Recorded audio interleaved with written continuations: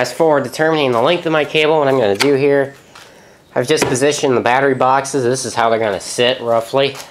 I might put them closer or something, but I got to have enough room to stick the connector in here and be able to unplug it and things. So I actually set it up so that they're a little further apart, but I've stuck the batteries into the boxes, and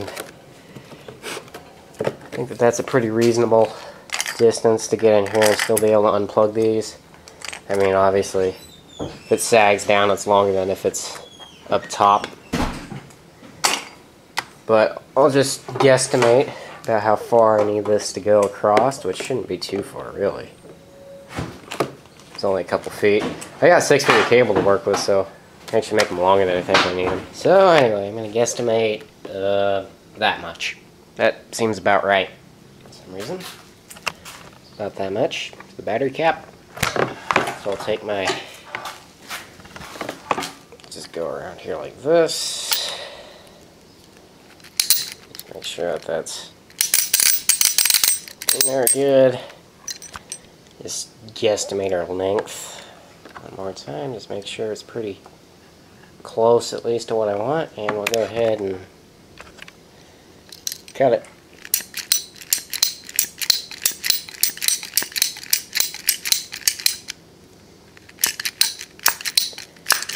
Just like that. Very easy with a tool like this. I'll get the negative cable. Same process as before, I'm just matching up the positive one. Lengthwise, just check that one more time that they're even. There, so that's good. I'll just cut that.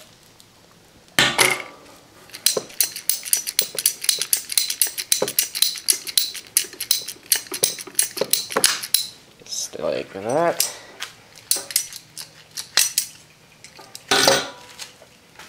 And I have the 2 pieces of cable for the batteries. And like I think I said, these will just go in between here and here. So, or actually, they will technically go crossways from each other, and they're not going to go. They're going to end up going across, really, but be twisted somewhere, something. But I'll make it work. Probably actually, let's see. Well, we'll see what I can do about that, but it'll work. Trust me, I know how to make things work. So there's a couple battery cables. We'll need the inverter cables too. We're going to start with this. Okay, so it's actually the next day now, and so I'm going back to work on the cables. So, tools you're going to need a torch, some flux, whatever cable you're using, utility knife, connectors, and a vise, which is over here. Okay, so stripping your cable, quite simple. Just take your utility knife there, and a end, and we'll need to go a little bit longer since we're soldering these, so I'm going to say right about there is probably good enough. Yeah, get it started there. Now it is kind of hard to get the ends to match up. That's kind of the trick. So if you go around it kind of lightly once, just in scored, I guess you could say. So if you just go around it once, you can kind of see it didn't match up right, but be okay. We can kind of go over and fix that. Like that.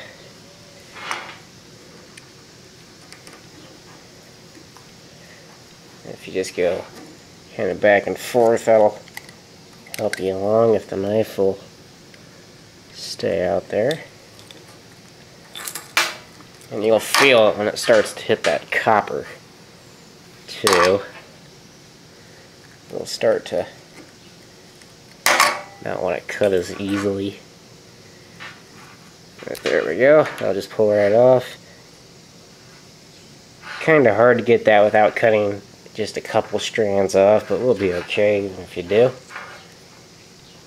So now we just go on to crimping and soldering those. So that's pretty good. Now we'll just take some flux here, open this back up.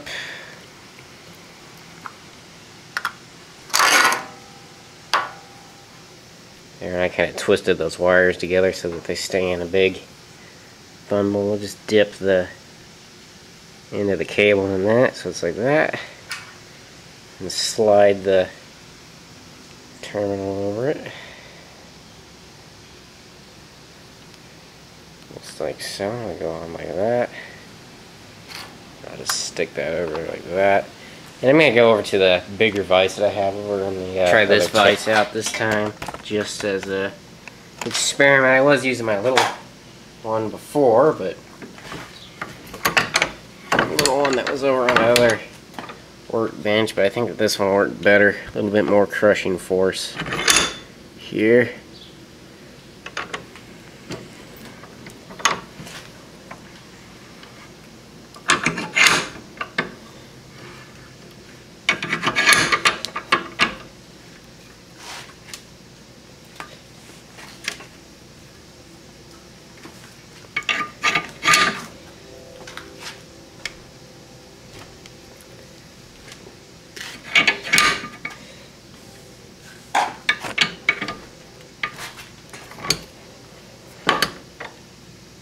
And that will be pretty good.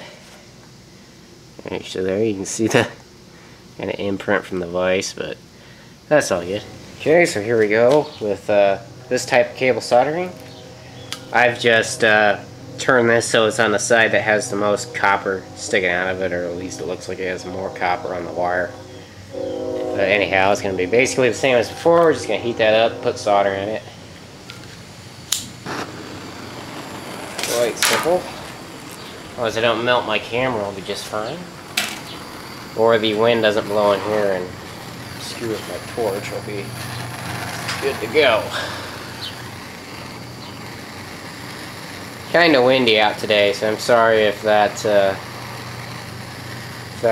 bothering you or whatever with the camera.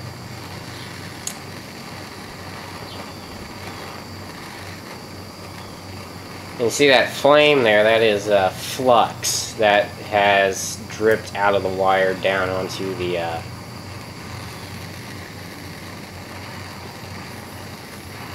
terminal there that then just got instantly ignited by the torch. But that's okay because we have to clean these anyway.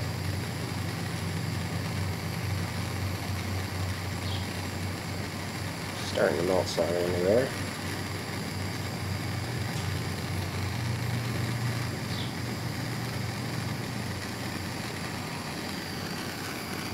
Once it heats up, you can take the torch off of it too. No point in keeping it there.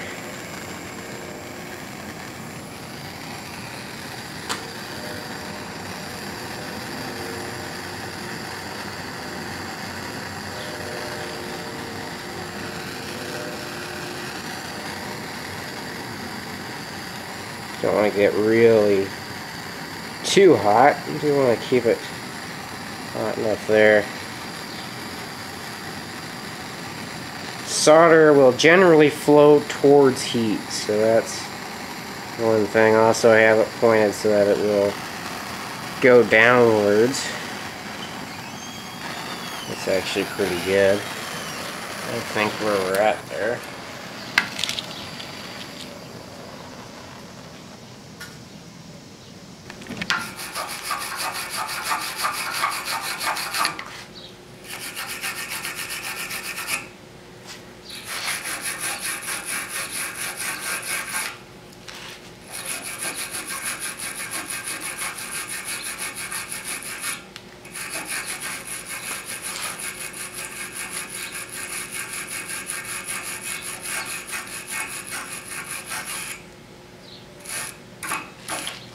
Okay, so I cleaned the cables up reasonably well, so here I'll demonstrate here. This cable will go from here to here, positive to positive, and this one will go from negative to negative, like that.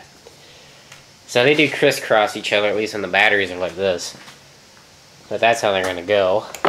I'm going to have a big power connector in the middle there. I'm not actually going to do that yet. I'm actually going to go ahead and install these cables the way they're supposed to be. And I'm going to put these batteries on the charger in order to put the commissioning charge into them. So I'm going to go ahead and hook these guys up. And these are being wired in parallel, of course, so I maintain the 12 volts.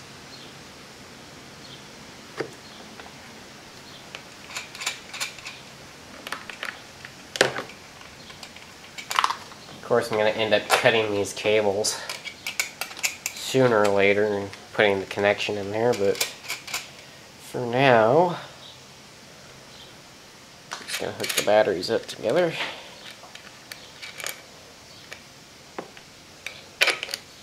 Like so. I did check the voltage. They are both equal. One's like 12.69 and the other one's 12.68, so they are quite close to each other, so it should be okay.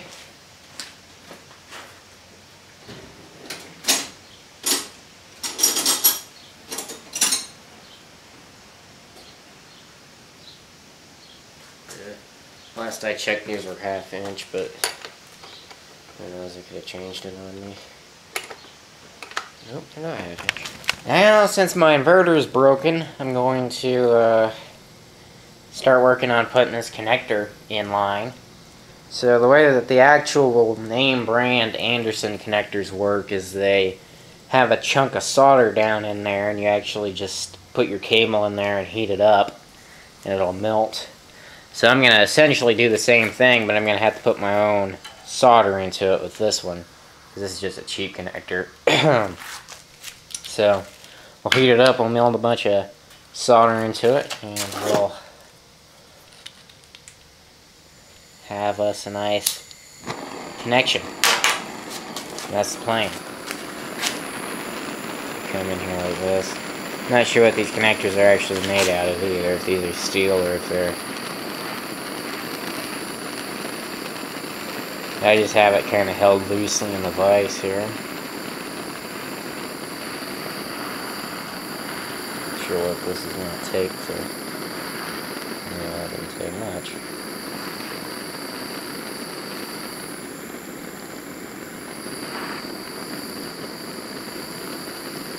Get that hot enough to melt.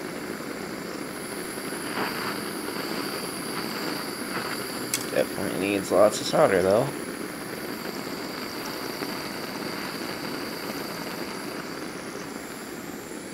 That's probably plenty good enough.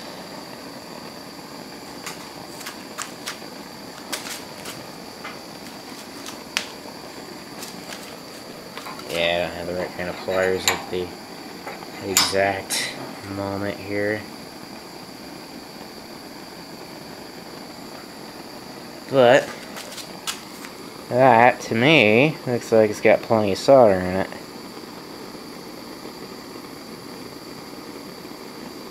I don't think that it's molten anymore. It's solidified. It's nice and shiny. Kind of have bad light on that, but yeah, there's a chunk of solder in there, so I'm going to repeat that like 4 times. The other one. Just going to find negative, and you see the metal plate in here. You want this to be able to latch onto that, so when it goes in, it's going to go in like this. And you just have to push it in there. It's a pretty tight fit, really. But you'll see how that latches on there. Same thing with the opposite cable here.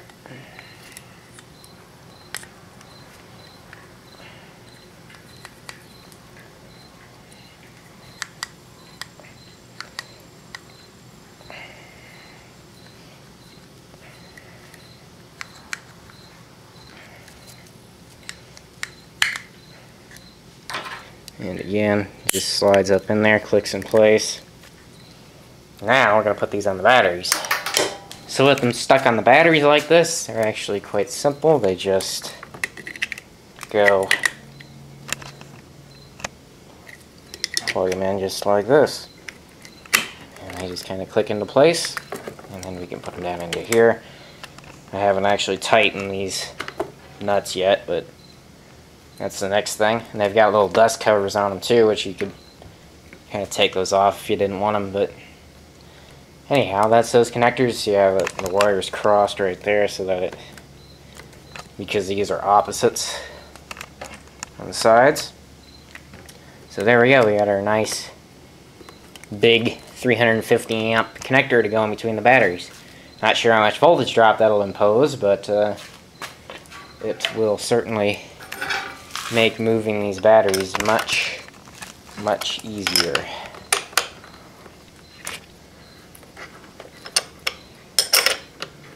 Actually, I should probably put the charge controller wires on there, but it doesn't really matter because I have to wire up the inverter too. So, like I said, that inverter is at the moment broken, but I have plans to fix it.